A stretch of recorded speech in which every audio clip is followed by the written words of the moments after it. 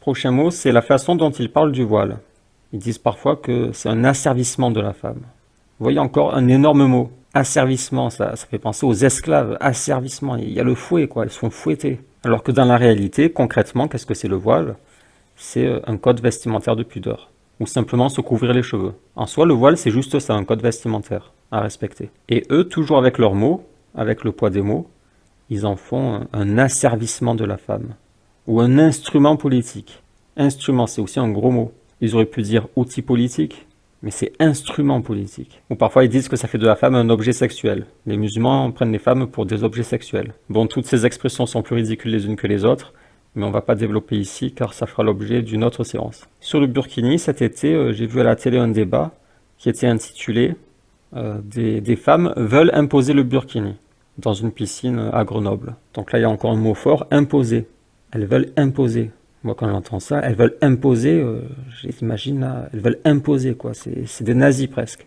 Alors que la réalité, c'est, elles souhaitent se baigner couvertes. Donc encore une fois, on a la réalité et la construction mentale par-dessus cette réalité à l'aide de mots. Ils décrivent la réalité comme étant des femmes veulent imposer le burkini, alors que la réalité, c'est, elles souhaitent se baigner couvertes.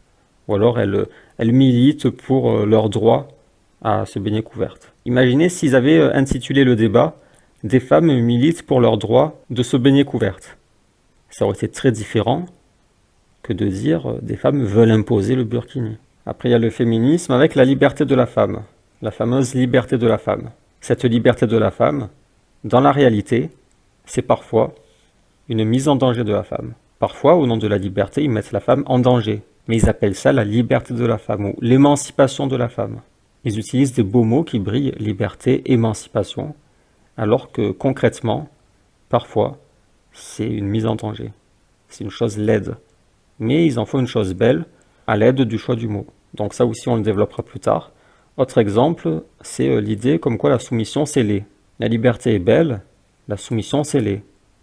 Cette idée est une fausse idée. La réalité, c'est que ça dépend. Ça dépend de ce que tu es libre de faire, et ça dépend de à quoi ou à qui tu es soumis. Il faut savoir que si tu leur demandes de justifier que la soumission est laide et que la liberté est belle, si tu leur demandes de justifier avec des arguments, des preuves, ils en seront incapables. Ils n'arriveront pas à le justifier. Ils vont jouer sur les sentiments, sur les slogans, et si la discussion continue, à la fin, ils vont se raccrocher à leurs valeurs.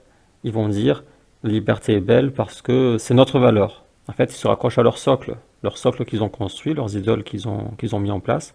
Quand ils n'ont plus d'arguments ou qu'ils se sentent attaqués, ils s'y raccrochent. Ils disent « ce sont nos valeurs ». Ils diront « ok, j'arrive pas à prouver que la liberté est belle, mais c'est notre valeur ». Ils sont obligés de rester sur les slogans, en surface, parce que sur le fond, sur le terrain des arguments, ils sont vaincus.